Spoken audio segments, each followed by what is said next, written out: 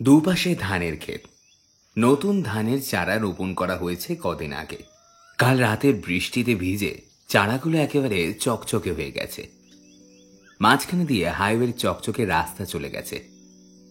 রাতের দিকে এখান দিয়ে বেশ কয়েকটা ট্রাক গেলেও এখন এই কালুদার টোটো ছাড়া আর কিছুই চোখে পড়ছে না।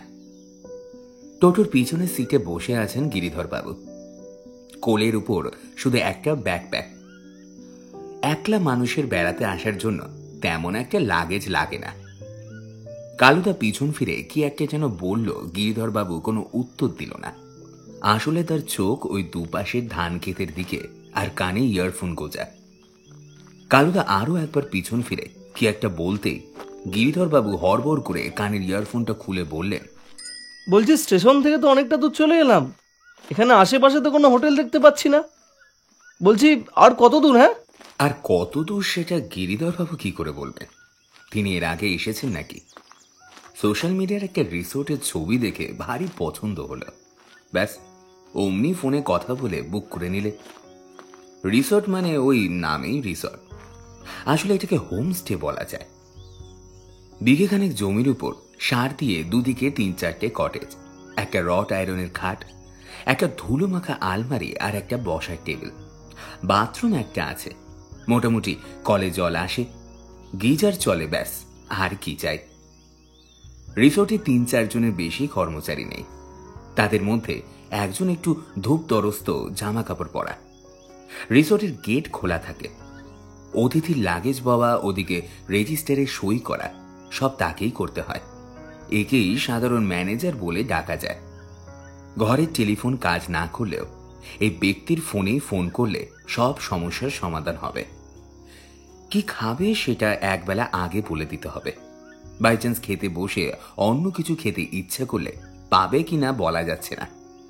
তবে হ্যাঁ, আগে বলা থাকলে ওই ম্যানেজার হাতির দুধও জোগাড় করে রাখতে পারবে। গিরিধরবাবু লেখালেখি করেন, কপাল গুনে এখন বেশ নামডাক হয়েছে। প্রত্যেক বছর বইমেলার মধ্যেই 2টো এডিশন শেষ হয়ে যায় এক একটা বইয়ের। স্বাভাবিকভাবে লেখার চাপও প্রচুর। এর মধ্যেই আবার একটা পত্রিকায় তার একটা ভৌতিক অভিজ্ঞতাও ছাপা হয়েছে। গিরিধরবাবু প্রথমটায় ঠিক বুঝতে পারেননি, এখন এগ্রিমেন্ট হয়ে যাওয়ার পর আর নাও করতে পারছেন না। কিন্তু সমস্যা হলো, এই প্রতিদিন তিনি এত ভৌতিক অভিজ্ঞতা জোগাড় করবেন কোথা থেকে? সত্যি বলতে কি, এখনো পর্যন্ত জীবনে তিনি একটাও ভূতও দেখেননি। এদিকে হিজিবিজি বানিয়ে তিনি যাই লেখেন না কেন, লোকে খাচ্ছে ভালোই, আর লোকে খাচ্ছে দেখে প্রকাশকও দিনে 4 বার ফোন করে একেবারে জ্বালিয়ে মারছে। নেহাতি গিরিধরবাবু বিয়ে করেননি, না হলে এতদিনে ডিভোর্স হয়ে যেত। দিন নেই রাত নেই ল্যাপটপে খালি মুখ গুজে গল্প লিখতে থাকলে, তাও আবার ভূতের গল্প, কোন বউ ঘর করবে শুনি? তা যাই হোক, এই গল্প লিখতে লিখতে যখন গিরিধরবাবুর এক নজরে নাজেহাল অবস্থা, তখন গিরিধরবাবুর বন্ধু সুমন বলল, তুই একটা কাজ কর ভাই, একটু ঘুরে আয় কদিনের জন্য। ওই একটু ফাঁকা ফাঁকা নির্জন জায়গা, যেখানে লোকজন বেশি থাকবে না, রাতের বেলা যেখানে শুনশান হয়ে হাওয়া দেবে, আর 2টো তাল গাছ ঠোকাঠুকি লাগবে। এরকম জায়গা থেকে দিন কয়েকের জন্য ঘুরে আয়, দেখবি কিবোর্ড একেবারে খটাখট শব্দ করে চলছে। সুমনের কথাটা বেশ মনে ধরল গিরিধরবাবুর। অবশ্য আজকের দিনে লেখালেখি করে আর কত টাকাই বা পাওয়া যায়? শুধু কটা ভূতের গল্পের আইডিয়া পাওয়ার জন্য কি আর বেশি খরচ করা যায়? বেশ কয়েকটা হোটেল রিসোর্টের রং বেরঙের ছবি দেখে গিরিধরবাবু শেষ পর্যন্ত এই বন বাংলোটাকেই নির্বাচন করলেন। নামে বন বাংলো হলেও বাংলোটা ঠিক বনে জঙ্গলে কোথাও নয়। বোলপুর থেকে সামান্য দূরে বাবুইয়া গ্রামে। দুপাশে ধান খেয়ে তার মধ্যিখানে সরু রাস্তা, আর সেই রাস্তা সোজা গিয়ে ধাক্কা খাচ্ছে বন বাংলোতে। চারিদিকে অজস্র গাছ, আম, কাঁঠাল ও জামরুল। গাছে গাছে ওই ছোট্ট জায়গাটা একেবারে ভরে আছে। সোশ্যাল মিডিয়াতে একেবারে দেখেই পছন্দ হয়ে গিয়েছিল গিরিধরবাবুর। কিন্তু এখন তো বেশ মুশকিলে পড়া গেল। বোলপুর ছাড়িয়ে অনেকটা দূরেই চলে এসেছেন গিরিধরবাবু, আর এদিকে এখনো সেই রিসোর্টের কোনো নিশানা দেখা যাচ্ছে না। আশেপাশে কয়েকটা হোটেলের হোর্ডিংও সে দেখতে পেয়েছে বটে, কিন্তু বন বাংলোর নাম কোথাও দেখা যাচ্ছে না। বাধ্য হয়ে গিরিধর বাবু ওই বন বাংলোর দারোয়ান কাম পেয়ারা কাম ম্যানেজারকে ফোন করল। বেশ কিছুক্ষণ বেজে যাওয়ার পর ফোনটা ধরল ভদ্রলোক। গিরিধর বাবু বললেন, আরে কি ভাই, একটা হোর্ডিংও তো লাগিয়ে রাখবে নাকি? একটা লোক নেই আশেপাশে, কাউকে যে জিজ্ঞেস করবো সে উপায়ও নেই। কোন দিকে যাব বলুন তো? ভদ্রলোক গিরিধর বাবুকে এমন দিক নির্দেশ দিলেন যে তিনি কিছুই ঠিকমতো বুঝতে পারলেন না। অবশেষে ফোনটা কালুদাকে দিতে তিনি ঘাড় নেড়ে নেড়ে বুঝিয়ে দিলেন যে তিনি কি বুঝেছেন। এই ফোন আলাপের মিনিট 20 পরে কালুদা টোটো নিয়ে ওই বন বাংলোর সামনে এসে দাঁড়ালেন। টোটো থেকে নামতেই মনটা বেশ ভালো হয়ে গেল গিরিধর বাবুর। সুমন খুব একটা খারাপ কিছু বলেনি। এই বাংলোতে পা রাখতেই কেমন যেন লেখক জীবনের প্রথম দিককার লেখা পেয়েছে অনুভূতিটা অনুভব করলেন। এখানকার কটেজগুলোর এক একটা নাম, কোনোটা হরতন, কোনোটা ইস্কাবন। রিসোর্টটা নতুন হয়েছে, তার উপর এখন আবার সিজন টাইম নয়, তার উপর আবার এটা ঠিক বোলপুরে নয়। সেই জন্য আপাতত এখানে গিরিধর বাবু ছাড়া আর কোনো বোর্ডারও নেই। এই একেবারে একা থাকার অনুভূতিটাই অন্যরকম। ট্রেনে আসতে একটু ধকল হয়, তাই গিরিধর বাবু ঘরে গিয়ে ফ্রেশ হয়ে খাওয়া দাওয়া সেরে একটা বেশ লম্বা ঘুম দিয়ে নিলেন। আর সারা রাত লিখবেন। কিন্তু মন যা ভাবে, পরিস্থিতি যে অন্যরকম হয়। নিজের বাড়ি থেকে এতটা দূরে, বাড়ির লোকেদের আসা যাওয়া, মায়ের হুকুম কিছু নেই। একেবারে নিরিবিলি পরিবেশ, চারিদিকে এত গাছ, অন্ধকারে ঠিক কালো কালো ভূতের মতো দেখতে লাগছে। বারান্দা দিয়ে বাইরের দিকে উকি মারলে কেমন যেন একটা শিরশিরানি অনুভব হচ্ছে। তবু কেন যেন লেখা আসছে না। অথচ এখানে আসার পর থেকেই মনটা বেশ ফুরফুর হয়ে গিয়েছিল, কিন্তু এখন কেমন যেন একটা অস্বস্তি হচ্ছে। দরজায় ঠক ঠক আওয়াজ হলো একটা। গিরিধর বাবু দরজা খুললেন। জল লাগবে তো, দিয়ে গেলাম। শুভদা, এখানকার দারোয়ান কাম বেয়ারা কাম ম্যানেজার। শুভদা মানে এনার নামই শুভদা নাকি শুভর সাথে দাঁটা জুড়ে দেওয়া আছে ঠিক বোঝা যাচ্ছে না। আসলে সকালে যখন গিরিধর বাবু ওনাকে নাম জিজ্ঞেস করেছিলেন, তখন সে বলেছিল, এখানে সবাই আমাকে শুভদা বলে ডাকে। গিরিধর বাবু হাত বাড়িয়ে জলের বোতলটা নিয়ে নিলেন। ভদ্রলোক হেসে বললেন, আর কিছু লাগবে? গিরিধর বাবু ঘরটায় একবার চোখ বুলিয়ে নিলেন। না, আপাতত মনে হয় না আর কিছু লাগবে। তিনি ঘাড় নাড়লেন। শুভদা বললেন, না, আসলে ঘরে ঢুকে যাব তো, রাতে কিছু দরকার হলে ফোন করবেন। তবে একেবারে বলে দিলে ভালো হয়, রাতে এদিকে আসতে একটু অসুবিধা হবে। ভদ্রলোকের গলার স্বরটা কেমন যেন সন্দেহজনক লাগলো। তবু গিরিধর বাবু নিজেকে স্বাভাবিক রেখে বললেন, না, আমার কিছু লাগবে না। শুভদা চলে যাচ্ছিল। যেতে যেতে একবার পিছনে ফিরে দেখল। কেমন যেন একটা গম্ভীর গলায় বলল, না, মানে বলছিলাম, রাতে কেউ যদি দরজা ধাক্কায়, খুলবেন না যেন। গিরিধরবাবু অবাক হয়ে বললেন, রাতে আবার কে দরজা ধাক্কা দেবে? তুমি ছাড়া তো এই ভূতল্লাটে আর কেউ নেই। রাধুনেরাও তো রাতের রান্না নামিয়ে চলে গেল দেখলাম। শুভদা একটু অদ্ভুত হেসে বলল, হ্যাঁ, তাই তো, ওই আর কি, কে আর দরজায় ধাক্কা দেবে? চোরের মন বোঝকার দিকে। যবে থেকে এই ভৌতিক ধারাবাহিকটা ধরেছেন গিরিধরবাবু, তখন থেকেই সবেতেই যেন তিনি ভূতের গন্ধ পান। গিরিধরবাবু একটু অদ্ভুত বাঁকা হাসি হেসে বললেন, কি ব্যাপার শুভদা, ভূতের টুতের ব্যাপার নাকি? ভদ্রলোক শুধু একবার ফিরে তাকালো, তবে হ্যাঁ বা না কিছুই বলল না। গিরিধরবাবু দরজাটা বন্ধ করে আবার খাটে এসে বসলেন। বালিশটাকে কোলের উপর রেখে তার উপর ল্যাপটপটাকে চাপিয়ে আকাশ পাতাল ভেবে খান 2 লাইন লিখে আবার কি যেন ভাবতে বসলেন। ভাবতে ভাবতে একবার চোখ গেল জানলার দিকে। মনে হচ্ছে কারা যেন নেচে বেড়াচ্ছে বাইরে হাওয়ার মধ্যে। এ আবার কি অদ্ভুত রে কাণ্ড, একবার দেখবেন নাকি বারান্দায় গিয়ে? কিন্তু একটা শুনশান বাংলো, চারধারে কোথাও কোনো জনপ্রাণী নেই, এর মধ্যে আবার অন্ধকারে বারান্দায় যাওয়াটা কি ঠিক হবে? তার উপর ওই শুভদার শেষ দিকের কথাগুলো কেমন যেন রহস্যময় ছিল। কিন্তু বারবার চোখটা ওদিকেই চলে যাচ্ছে।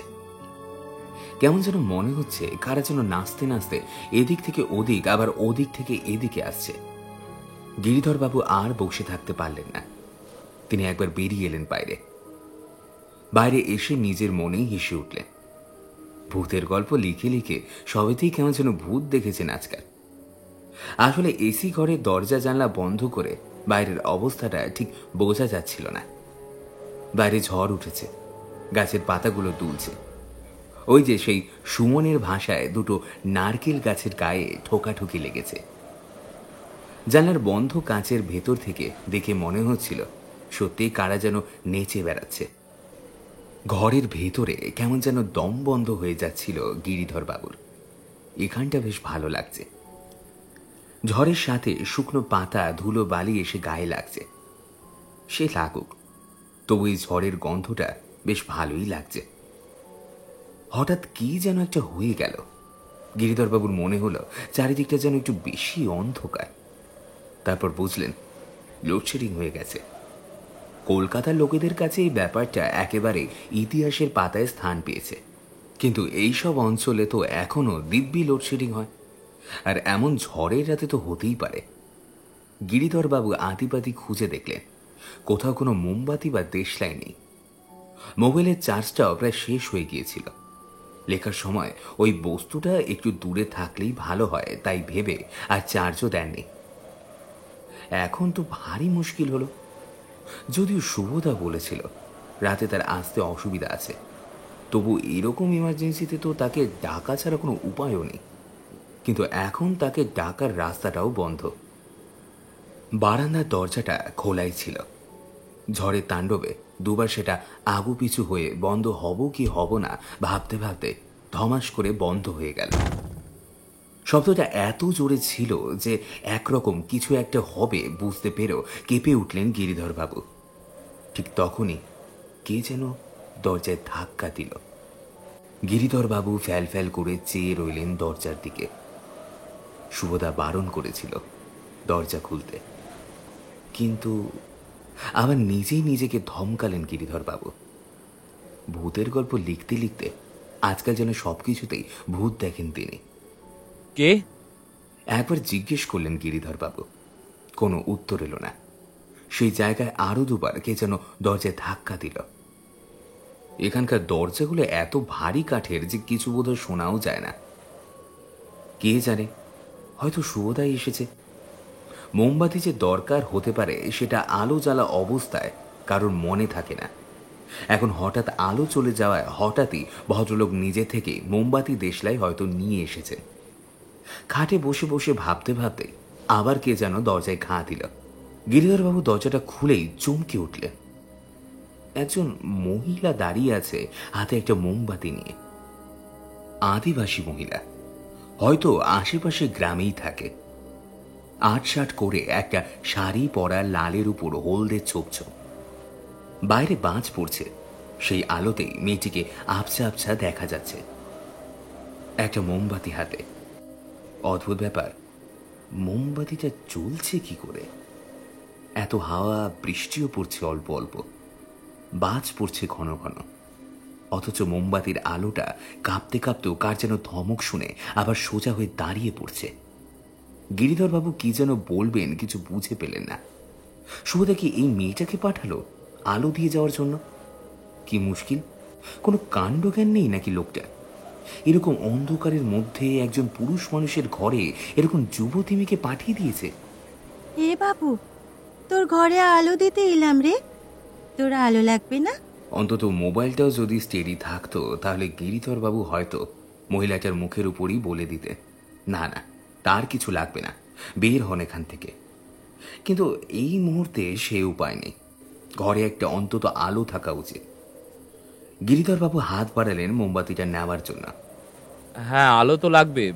এখানে যে এরকম হুটহাট লোডশেডিং হয় সেটা তো আগে বলেনি শুভদা। এই ঝড় জলের মধ্যে আবার কষ্ট করে আসতে হলো আপনাকে। গিরিধর বাবু হাত বাড়ালেন মোমবাতিটা নেওয়ার জন্য, কিন্তু মেয়েটি সেটা গিরিধর বাবুর হাতে দিল না, মনে হলো যেন গিরিধরবাবুকে ভেদ করে ঘরের ভিতরে ঢুকে গেল। অন্তত গিরিধরবাবুর এরকমটাই মনে হলো। দরজার সামনে দাঁড়িয়েছিলেন গিরিধরবাবু। খুব একটা হালকা পাতলা চেহারার তিনি নন। অন্তত তার পাশ দিয়ে আরেকজন ঘরের মধ্যে ঢুকে যাবে এমনটা তো হওয়ার কথা নয়। গিরিধরবাবু বেশ ঘাবড়ে গেলেন। একটা মোমবাতির আলোয় ঘরটা বেশ পরিষ্কার দেখা যাচ্ছে, তবে মেয়েটির মুখ এখনো তেমন স্পষ্ট নয়। হঠাৎ ঝড় বৃষ্টি এসে বেশ একটা ঠান্ডা ঠান্ডা পরিবেশ করে দিয়েছে, কিন্তু তবু গিরিধরবাবু ঘামতে শুরু করে দিয়েছেন। কি অদ্ভুত ব্যাপার রে বাবা, কথা নেই বার্তা নেই একজন যুবতী মেয়ে এমন রাতে ঘরে ঢুকে পড়লো, আর তারপর যাওয়ারও তো নাম করছে না। আলো রাখা হয়ে গেছে তো, এবার যাও। না, তাও যাওয়ার কোনো লক্ষণ নেই মেয়েটার। বিছানায় পা দুলাতে দুলাতে বসে পড়ল মেয়েটি। তারপর বলল, তুই লেখাপড়া করিস রে বাবু, ওই বাবুটার মতোই। কোন বাবুর মতো? কিসের লেখাপড়া? আমি কিছু করি না, যাও তো এখান থেকে। আচ্ছা বেহায়া মেয়ে, এতবার বলার পরেও এটা কিছুতেই যেতে চাইছে না। উফ, বিরক্তিকর। এ বাবু, তুই গল্প লেখিস? আমায় নিয়ে একটা গল্প লিখবি বাবু? গিরিধরবাবু এবার বেশ রেগে গেলেন। এতটাই রেগে গেলেন যে প্রথমে কিছু বলতে পারলেন না। লেখক দেখলেই সাধারণ মানুষের একটাই ধারণা হয়, লেখকরা বুঝি গাছের ডাল, নদীর ঘাট, এখানে সেখানে যা হচ্ছে তাই নিয়েই গল্প খুঁজে পায়। এর আগে বহুবার হয়েছে, কোনো রেস্টুরেন্টে খেতে বসেছে, কোনো এক সুন্দরী মহিলা হঠাৎ সামনে এসে বসে গালে হাত রেখে তার জীবন নিয়ে লেখালেখি করার একটা আর্জি করে বসেছে গিরিধরবাবুর কাছে। এক হাট লোকের মাঝে ব্যাপারটা তেমন কিছু একটা অদ্ভুত লাগে না, কিন্তু এই মুহূর্তে এই ন্যাকামিটা একটুও ভালো লাগছে না। বাইরে বৃষ্টি শুরু হয়ে গেছে রীতিমতো। হাওয়ার চোটে এই ঘরের বাইরে বের হওয়ার দরজাটাও বন্ধ হয়ে গেল ধমাস করে। আর সেই প্রচণ্ড শব্দে মোমবাতিটাও নিভে গেল। গিরিধরবাবু এবার একটু চিৎকার করে বলে উঠলেন, আমি কিছু লিখি ঠিকই না। ধুর তেরি, আরে শুভদা, শুভদাটা গেল কোথায় আবার? আপনি জানতো? গিরিধরবাবু আন্দাজে মেয়েটি হাত ধরে টেনে তাকে বাইরে আনতে গেলেন, কিন্তু কাউকে ছুঁতে পারলেন না। মোমবাতিটা নিভে যাওয়ার পর ঘরটা এখন পুরো অন্ধকার। গিরিধরবাবু আন্দাজে বিছানার দিকে হাত বাড়িয়েছিলেন, কিন্তু সেখানে কাউকেই পেলেন না। আন্দাজে হাতড়ে হাতড়ে বিছানার সামনের দিকটা থাবড়ে থাবড়ে দেখলেন, না তো, কেউ নেই সেখানে। নিজের গালে একটা থাপ্পড় মারতে ইচ্ছা করল। মোবাইলটা একটু চার্জ দিয়ে রাখেনি তিনি। কি আশ্চর্য, এখন কোথাও একটু আলো পাওয়া যাচ্ছে না। হঠাৎ সামনে পড়ে থাকা ল্যাপটপটার দিকে চোখ গেল তার। অনেকক্ষণ গিরিধরবাবু ল্যাপটপে আঙুল রাখেনি, তাই সে অন্ধকার হয়ে গেছে। কিন্তু এখন একবার আঙুল ছোঁয়ালে নিশ্চয়ই আলো জ্বলে উঠবে। অন্তত কিছু না হোক, দেখা তো যাবে। গিরিধরবাবু একটা কি টিপে ধরতেই একটা অসমাপ্ত লেখাটা ফুটে উঠল। সামান্য আলো, তাতেই অবশ্যই ছোট ঘরটা বেশ দেখা যাচ্ছে। ভালো করে ল্যাপটপটা তুলে পুরো ঘরটা ভালো করে দেখার চেষ্টা করলেন তিনি। না, কোথাও কেউ নেই। কি যে হলো কিছুই বুঝতে পারলেন না তিনি। হঠাৎ তার চোখটা গেল একেবারে ল্যাপটপের দিকে। তার নিজের লেখাটা সরে গিয়ে একটা ভয়ঙ্কর মুখ ভেসে উঠল। লাল জমির উপর হলদে শাড়ি পরা একটা মেয়ের মুখ। ভয়ঙ্কর ক্ষত বিক্ষত একটা মুখ। মনে হলো কে যেন পাথর মেরে থেতলে দিয়েছে মুখটা। গিরিধরবাবু নিজেকে আর সামলাতে পারলেন না, ধরাস করে পড়ে গেলেন এবং ল্যাপটপটাও হাত থেকে পড়ে গেল। এখনো দেখা যাচ্ছে সেখানে একটা ভয়ঙ্কর মুখ। খিলখিল করে হেসে উঠল মেয়েটা। হ্যাঁ বাবু, তো আমাকে নিয়ে গল্প লিখবি না? এই বাবু, তো লেখ না আমায় নিয়ে একটা গল্প। ল্যাপটপের আলোটাও বন্ধ হয়ে গেল। বোধহয় এমন আচমকা হাত থেকে পড়ে গিয়েছে ল্যাপটপটা, তাই হয়তো। পুরো ঘরটাও একদম অন্ধকার হয়ে গেল আবার। গিরিধরবাবু নিজেকে সামলাতে পারলেন না, তিনিও পড়ে গেলেন মাটিতে। নিচে খালি ঘাসের জমি, ওপর থেকে বৃষ্টির ফোঁটা পড়ছে, আর তার মাঝখানে শুয়ে আছে গিরিধরবাবু।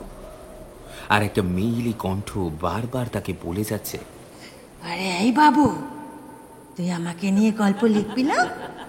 একটা সময় আর কিছু সহ্য করতে না পেরে চিৎকার করে উঠলেন গিরিধরবাবু। না না, আমি লিখবো না আমি গল্প। কি বলছেন কি?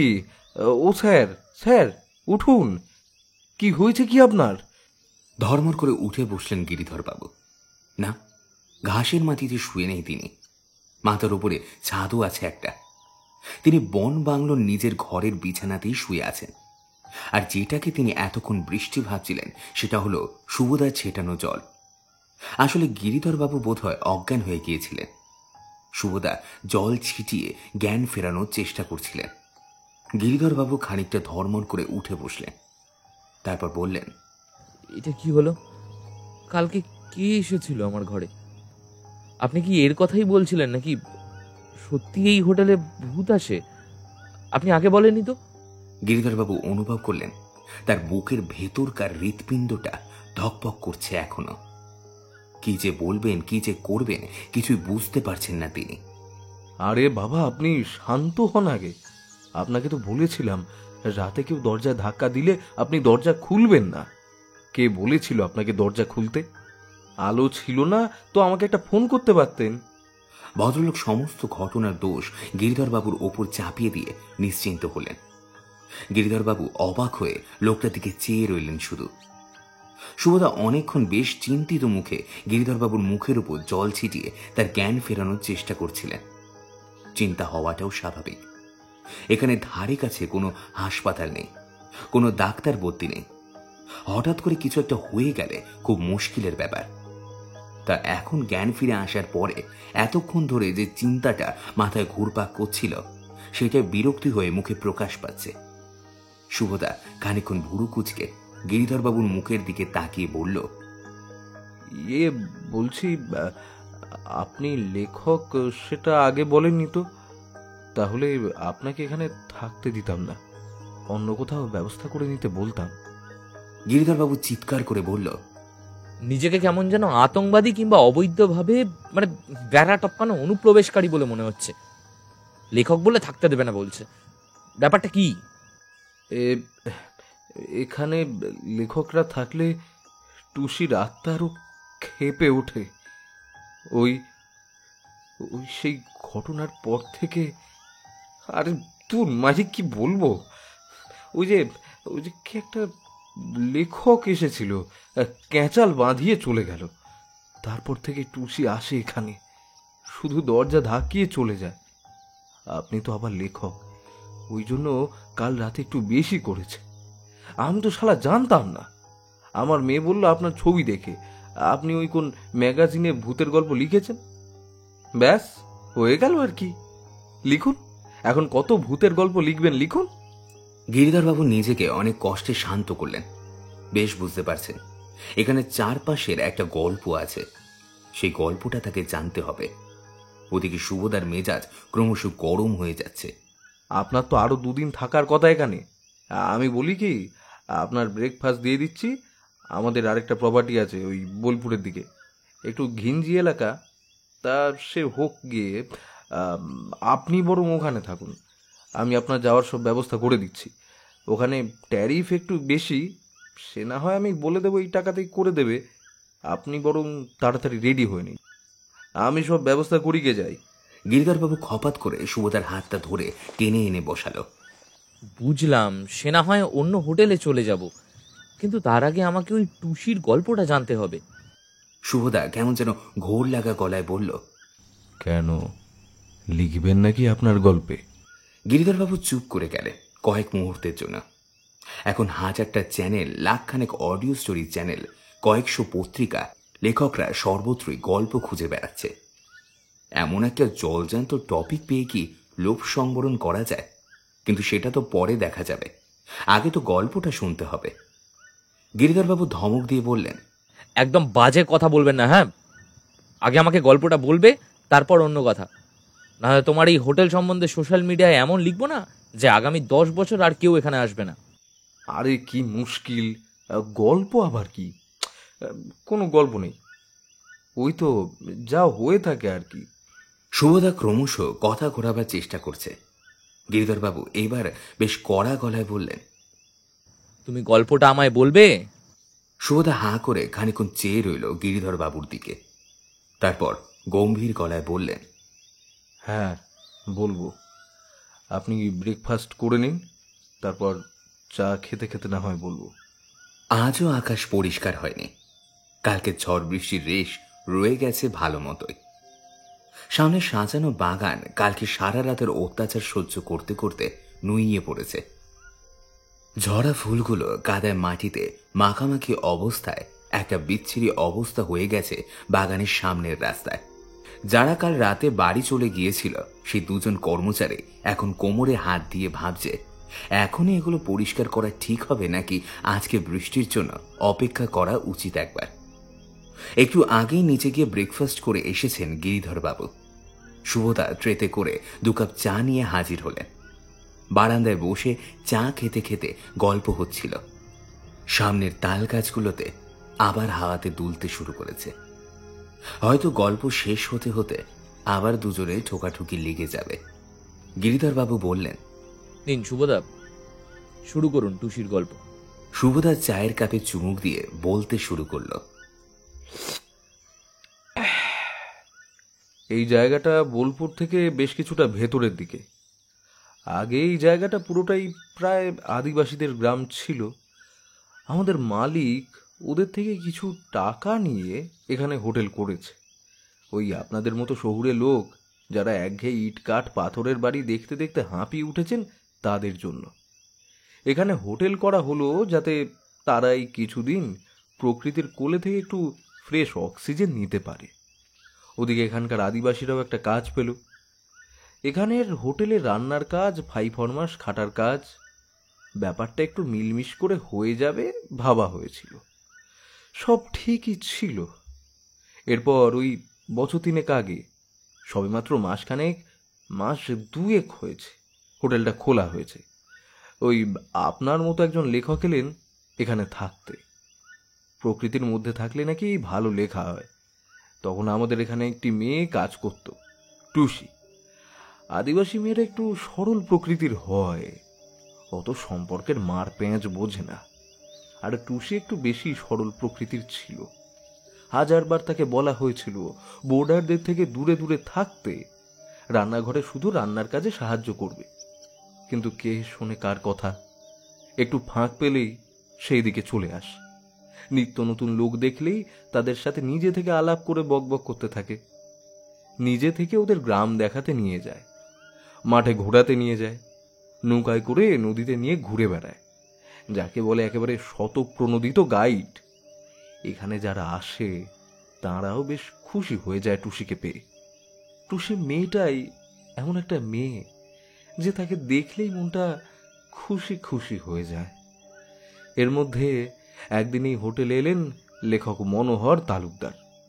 আপনি নিশ্চয়ই চিনবেন, সে কোনো এক বিশাল লেখক। আসার পরেই টুসির সাথে তার ভাব হয়ে যায়। সরল সাদা সিধে মেয়েটাকে তিনি বলেন এর পরের গল্পটা নাকি তিনি ওই টুসির উপরেই লিখতে চান। সরল গ্রাম্য আদিবাসী মেয়ে প্রথমে কিছুই ঠিকমতো বুঝতে পারে না।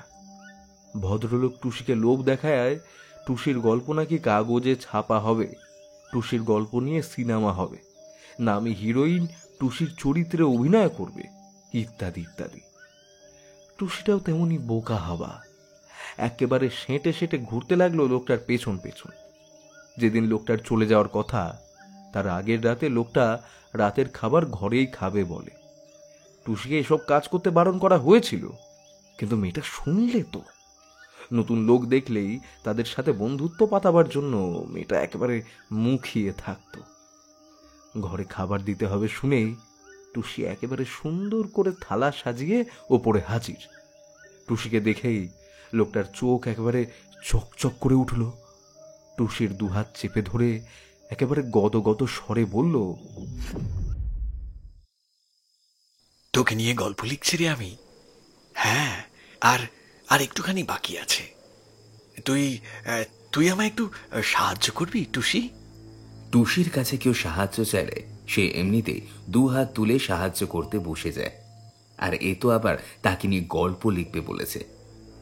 মনোহর বাবু মুখ বেঁকিয়ে বলে, শোন না, মানে আজ রাতে একবার আসতে পারবি?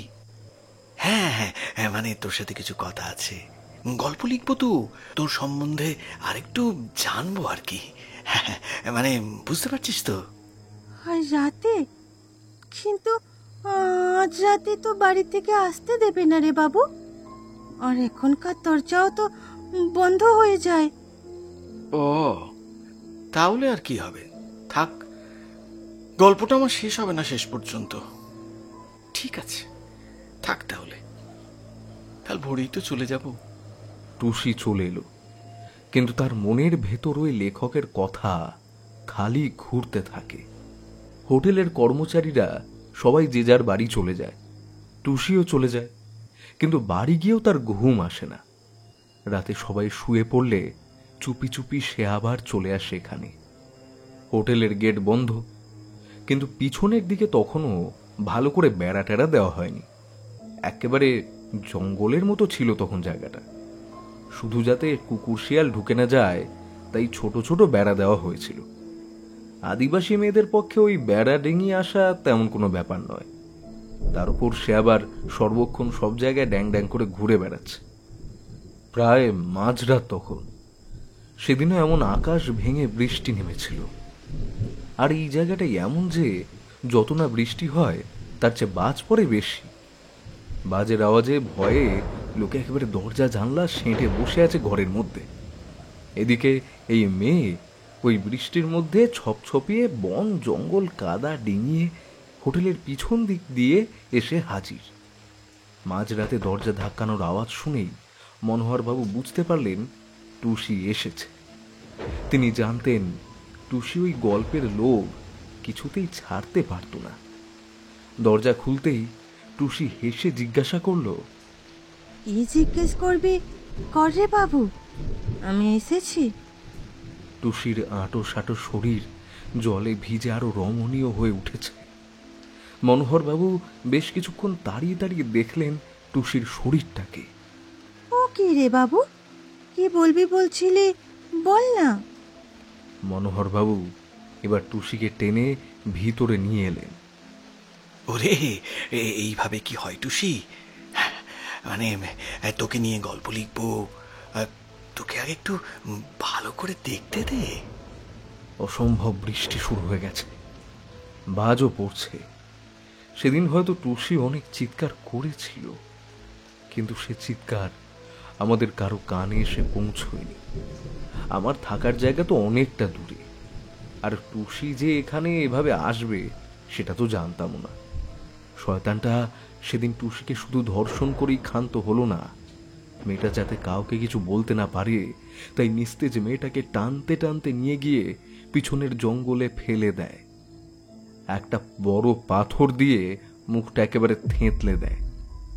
তখন সবেমাত্র হোটেলটা হয়েছে, সিসিটিভি বসানো হয়নি। সত্যি কথা বলতে কি, আমরা সহজ সরল গ্রামের মানুষ, শহুরে মানুষদের মধ্যে যে এরকম কিছু পাষণ্ড থাকে আমরা কেউ বুঝতেও পারিনি। পরদিন সকালেই মনোহরবাবু তার লাগেজ নিয়ে চলে গেলেন। আমরা তখনও টুসির কথা কিছু জানি না। একটু বেলা হতে টুসির খোঁজ করতে ওর বাড়ি থেকে ওর বাপ মা আসে, তখনও কিছু জানি না। একেবারে বেলার দিকে পেছনের বাগান থেকে কুকুরের চিৎকার শুনে গিয়ে দেখলাম টুসির নগ্ন ক্ষত বিক্ষত শরীরটা পড়ে আছে। শুভদা গম্ভীর নিঃশ্বাস ফেলে বলে, আর পুলিশ গিয়েছিলাম, কোনো লাভ হলো না। অত বড় লোকের উপর এত বড় একটা খুনের দায় চাপাতে গেলে তো একটা বড়সড় প্রমাণ দরকার হয়। আমাদের সিসিটিভি ছিল না। টুসি তার বন্ধুদের কাছে বলেছিল মনোহর বাবু নাকি ওকে নিয়ে গল্প লিখবে। এইসব শুনে আমরাও এই বিষয়টা ধরে নিই একটা গল্পই বানিয়েছি। আর বাকিটা বলে দিয়েছে টুসির ক্ষতবিক্ষত শরীর। কিন্তু এসব দিয়ে তো আর মনোহর বাবুকে তুলে আনা যায় না। তাই আস্তে আস্তে সব চুপ হয়ে গেল। কিন্তু মাঝরাতে এখন ওই হোটেলের দরজায় দরজায় ঘুরে বেড়ায় টুসি, আসে আর চুপচাপ চলে যায়। কোনোভাবে বোধহয় বুঝে গিয়েছিল আপনিও লেখক, তাই কাল রাতে একটু বেশি কাণ্ড বাঁধিয়েছিল। যাকে আপনার অন্য জায়গায় থাকার ব্যবস্থা করে দিয়েছি, আপনি বরং সেখানেই চলে যান। আমাদের মতো সাধারণ মানুষের জীবনে এরকম কত কি ঘটে, এসব নিয়েই আমাদের চলতে হয়। ভগবানের বোধহয় সময় হয় না শোনার, তাই এভাবেই চলছে। কি গো গিরিধর, আর কত দূর? উফ, গাড়ি তো চলছেই। আরে বাবা, তোমার এই সাহিত্য বাসর আর কত দূর? কলকাতায় ফেরার পর থেকে আর যেন নিজেকে সামলাতে পারছিলেন না গিরিধর বাবু। সবসময় যেন চোখের সামনে টুসির মুখটা ভেসে উঠছে, ক্ষত বিক্ষত থ্যাতলানো একটা মুখ। হে বাবু, আমাকে নিয়ে গল্প লিখবি না? একটা ভৌতিক গলা যেন সর্বক্ষণ গিরিধর বাবুকে তাড়া করে বেড়াচ্ছে। শেষ পর্যন্ত আর থাকতে না পেরে নিজের থেকেই দায়িত্বটা নিলেন। সাধারণ মানুষের কথা পুলিশ শোনে না, ভগবানও শোনে না, তাহলে হয়তো সাধারণ মানুষকেই একটা দায়িত্ব নিতে হয়। একটা সাহিত্য বাসর হবে শান্তিনিকেতনের কাছে, বিশাল আয়োজন হচ্ছে। শুধু কলকাতা নয়, বাইরে প্রবাসী লেখকরাও আসছেন অনেকে। পুরো ব্যাপারটা আয়োজন করেছেন গিরিধর বাবু। বন বাংলো রিসোর্টটাকে সুন্দর করে সাজানো হয়েছে, সকলেই প্রায় এসে গেছে। মনোহর বাবুও এসে গেছেন।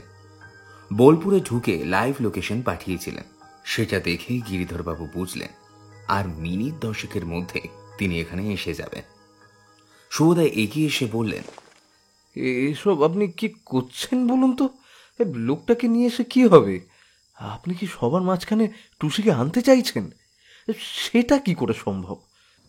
যখন পুলিশ দায়িত্ব নিল না, ভগবানও কোনো দায়িত্ব নিলেন না, তখন তো টুসিকেই দায়িত্ব নিতে হবে, না হলে গল্প লেখা হবে কি করে? আর একটা শয়তান এভাবে শুধু প্রমাণের অভাবে ঘুরে বেড়াবে, সেটা কি করে হতে পারে? মানে আপনি কি সত্যি বিশ্বাস করেন আজ টুসি আসবে? বিশ্বাস করি টুসি আজও প্রতিদিন ঘুরে বেড়ায় এখানে মনোহর তালুকদারের খোঁজে। সে এলে টুসি আসবে না সেটা হতে পারে না। শুভদা, আমি এইটুকুই করতে পারি, মনোহর তালুকদারকে টুসির সামনে দাঁড় করাতে পারি। বাকি কাজটা যে টুসিকেই করতে হবে। একটু বাদেই বন বাংলোর গেটের সামনে মনোহর তালুকদারের গাড়ি এসে দাঁড়ালো। অনেকদিন পর, তবু বেশ ভালোভাবেই চেনা যাচ্ছে। গাড়ি থেকে নামতে গিয়েই একবার ভুরু কুচকে তাকালেন মনোহর বাবু। গিরিধর বাবু এগিয়ে যেতেই বলে উঠলেন, কি ব্যাপার বলো তো? হ্যাঁ, আর আর জায়গা পেলে না নাকি সব ছেড়ে এই গন্ড গ্রামে? কেন মনোহরদা, কোনো অসুবিধা আছে? খানিকটা চমকে উঠলেন মনোহর বাবু। হ্যাঁ, না মানে কেন অসুবিধে হবে কেন? মানে ওই একটু অসুবিধে তো হবেই, এতটা দূর। যাকে যাকে, সবাই এসে গেছে নাকি? হ্যাঁ, সত্যিই এসে গেছে সবাই। বন বাংলোর সামনের মাঠটা ভরে গেছে প্রায়। একটা দারুণ জমাটি আসর বসেছে, গল্প, কবিতা, আড্ডা। অনেকদিন এরকম জমাটি সাহিত্য আসর হয়নি। মনোহরবাবু চূড়ান্ত অস্বস্তি নিয়ে বসলেন, কিন্তু মুখে সেই অস্বস্তির চিহ্ন আসতে দিলেন না। আসর বেশ জমে উঠেছে। গিরিধরবাবু আস্তে করে মনোহরবাবুর কানের কাছে এসে বলল, একটু হবে নাকি? লোভে চকচক করে উঠল মনোহরবাবুর চোখ। তিনি গিরিধরবাবুকে জিজ্ঞেস করলেন, আছে নাকি? তারপর গিরিধরবাবু বললেন, আছে, এখানে সামনে রাখিনি, অনেক মহিলাও আছে, সেই জন্য আর কি উপরে আছে, আসুন। গিরিধরবাবু আর মনোহরবাবু গেলেন উপরে। আগেরবার এই ঘরেই ছিলেন গিরিধরবাবু। বেড সাইড টেবিলের উপর রাখা আছে সোনালি রঙের বোতলটা। মনোহরবাবু এগিয়ে গেলেন সেদিকে। হঠাৎ বাইরের দরজাটা বন্ধ হয়ে গেল। ঘরের আলোটাও কেমন যেন কাঁপতে কাঁপতে নিভে গেল। এটা এটা কি হলো? ও গিরিধর, আরে কোথায় তুমি? চিৎকার করে উঠলেন মনোহরবাবু, কিন্তু কারো সাড়া পেলেন না। সব যেন অদ্ভুতভাবে নিস্তব্ধ। হাতড়ে হাতড়ে বাইরে যাওয়ার আশা খুঁজতে গিয়ে হাত লেগে সোনালি তরলের পাত্রটাও পড়ে গেল টেবিল থেকে। কাচের বোতলে পা কেটে একেবারে নাজেহাল অবস্থা। অন্ধকার ঘরের মধ্যেই হোঁচট খেতে খেতে তিনি চিৎকার করতে শুরু করলেন, আরে আরে কি কি কি মুশকিল, কি হচ্ছেটা কি? হ্যাঁ, এটা এটা কি হচ্ছে? এত দূর থেকে ডেকে নিয়ে এসে এরকম অপমান! আমি আমি কিন্তু ছাড়বো না। আমি কলকাতার প্রত্যেকটা কাগজে এটা নিয়ে লিখবো। হ্যাঁ, তোমার কেরিয়ারের একেবারে 12টা বাজিয়ে দেবো, 12টা। মনোহর বাবু এক নাগারে চিৎকার করে যাচ্ছে, কিন্তু অদ্ভুতভাবে গিরিধর বাবুর কোনো সাড়াই পাওয়া যাচ্ছে না। মনোহর বাবু পাগলের মতো এই দেয়াল অন্য দেওয়ালে ধাক্কা খাচ্ছেন আর চিৎকার করছেন। কাঁচের বোতলে পা কেটে একেবারে রক্তাক্ত অবস্থা। কিসে যেন একটা ঠোক্কর খেয়ে ধমাস করে পড়ে গেলেন, আর ঠিক তখনই বাইরের দরজাটা অদ্ভুতভাবে শব্দ করে খুলে গেল। এই বাবু, লিখবি না গল্প আমাকে নিয়ে? কে রে? কে? ঘাবড়ে গিয়ে চেঁচিয়ে উঠলেন মনোহর বাবু। এতক্ষণে গিরিধর বাবুর গলা শোনা গেল। অন্ধকার ঘরের কোনো এক কোণায় দাঁড়িয়ে এতক্ষণ অপেক্ষা করছিলেন কে যেন। কেন মনোহরদা, চিনতে পারছো না? তুমি তো ওকে কথা দিয়েছিলে ওকে নিয়ে নাকি একটা গল্প লিখবে। কি কে কে কে কে কি হচ্ছেটা কি এসব? হ্যাঁ, তুমি তুমি তুমি এসব করছো না? হ্যাঁ, তুমি এসব করছো, তাই তো? কিন্তু কিন্তু কিন্তু তোমাকে দেখে নেবো আমি, গিরিধর, দেখে নেবো। আর কোথাও লিখতে পারবে না, তুমি কোথাও লিখতে পারবে না। মনোহরবাবু হড়বড় করে অনেক কিছু বলে গেলেন, কিন্তু সামনে দাঁড়ানো মেয়েটা যে আক্রোশে এগিয়ে আসছে। বাইরে ঝড় উঠেছে, আবার নিচের বাগানে একটা তুমুল হট্টগোল শুরু হয়ে গেল। এই না বলা ঝড়টা থেকে বাঁচতে সবাই এদিক ওদিক পালাতে চাইছে। তাদের চিৎকার ভেসে আসছে এই অব্দি। ওদিকে আবার ঘন ঘন বাজ পড়া শুরু করেছে। বিদ্যুতের আলোয় ঘরটা ঝলমল করে উঠছে মাঝে মাঝে। সেই আলোতেই দেখা যাচ্ছে টুসির থ্যাতলানো মুখটা। বাবু, আমাকে নিয়ে তো গল্প লিখবি না? মনোহরবাবু ভয়ে চিৎকার করে উঠলেন। হ্যাঁ, না না না না না, আমি আমি আমি কিছু লিখবো না। আমি আমি আমি কিচ্ছু লিখবো না। গিরিধর, গিরিধর, এসব তোমার নাটক, তাই না? হ্যাঁ, কাকে না কাকে টুসি সাজিয়ে আমাকে আমাকে ভয় দেখাতে চাও। ও, আমি আমি এসবে ভুলি না, আমি এসবে ভুলি না। হেসে উঠলেন গিরিধর বাবু। টুসি? তার মানে আপনি চেনেন টুসিকে? তার মানে সেদিন ঝড় বৃষ্টির রাতে কে কে টুসি? না না, আমি আমি আমি কোনো টুসি টুসিকে চিনি না। কি কি বলতে চাও? কি তুমি কি বলতে চাও? মনোহর বাবুর কথাগুলো শেষ হওয়ার আগেই মেঝেতে পড়ে থাকা কাঁচের টুকরোগুলো সব কথা এসে একেবারে গেঁথে গেল মনোহর বাবুর বুকে। মনোহর বাবুর সাদা পাঞ্জাবিটা রক্তে লাল হয়ে ভেসে যাচ্ছে। একটা অদৃশ্য হাত যেন লোকটাকে টানতে টানতে নিয়ে যাচ্ছে। কারেন্ট চলে গেছে, সিসিটিভি কাজ করছে না, হোটেল ভর্তি লোক, কিন্তু সবাই তখন নিজেকে বাঁচাতে ব্যস্ত। হঠাৎ করে লন্ডভন্ড ঝড়টা এলো, এর জন্য সকলে প্রস্তুত ছিল না। শুধু দুজন রইল এই ঘটনার সাক্ষী, গিরিধর বাবু আর শুভদা। টুসি লোকটাকে টানতে টানতে নিয়ে গেল হোটেলের পেছনে। এই 3 বছরেও এই জায়গাটা তেমন কিছু সাজানো হয়নি, শুধু বাইরে বেড়ার বদলে একটা শক্তপোক্ত পাঁচিল হয়েছে শুধু। নিচের জায়গাটা ঠিক একই রকম হয়ে আছে, আগাছায় ভর্তি। অযত্নে অবহেলায় কিছু বড় ছোট এবং মেজ গাছ জন্মে গেছে। টুসি মনোহর বাবুকে নিয়ে এসে এখানে ছুঁড়ে ফেলে দিল। আমাকে আমাকে ক্ষমা করে দাও টুসি, ক্ষমা করে দাও। আমি আমি গল্প লিখবো। হ্যাঁ, তোমাকে তোমাকে নিয়েই গল্প লিখবো। আমাকে আমাকে ছেড়ে দাও, আমাকে ছেড়ে দাও। এখন গল্প লিখবি তুই? আমার মুখটাকে পাথর দিয়ে থেতলে থেতলে মেরে এখন গল্প লিখবি তুই আমাকে নিয়ে? হ্যাঁ, টুসি মনোহর বাবুকে নিয়ে যেখানে ফেলেছিল সেখানেই বরফ বেশ শক্ত একটা পাথর পড়েছিল। টুসি সেই পাথরগুলো নিয়ে মারতে শুরু করলো মনোহর বাবুকে। একটা বিশাল পাথর ঠিক মনোহর বাবুর মাথার উপরে। টুসি, এভাবে না, এভাবে না। এভাবে মারলে তো লোকটা হিরো হয়ে যাবে। ঝড়ের রাতে অজানা আততায়ীর হাতে লেখক খুন, এটাই তো জানবে সকলে, তাই না? কেউ তো জানতেই পারবে না যে লোকটা কত বড় শয়তান। কি যে হলো কে জানে। ঝড় থেমে গেল হঠাৎ। যেমন হঠাৎ ঝড় শুরু হয়েছিল ঠিক তেমন করেই থেমে গেল। লোকজন আবার আস্তে আস্তে বাগানে এসেছে। কি যে হলো ঠিক কেউ বুঝতে পারছে না।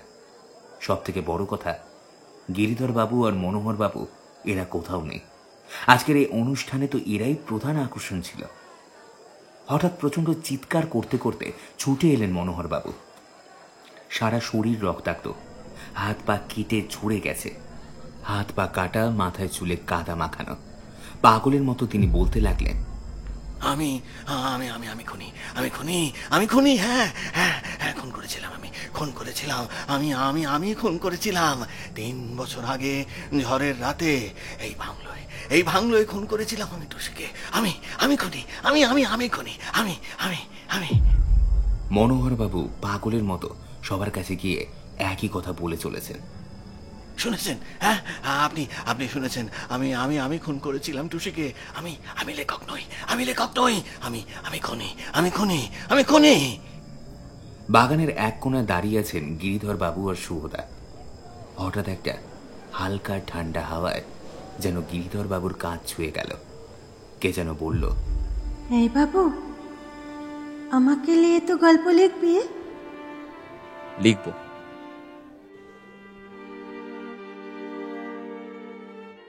শুনছিলেন লেখিকা দেবশ্রী ভট্টাচার্যের কলমে গ্রাম বাংলার একটি ভয়ের গল্প, বন বাংলোর পেতনি।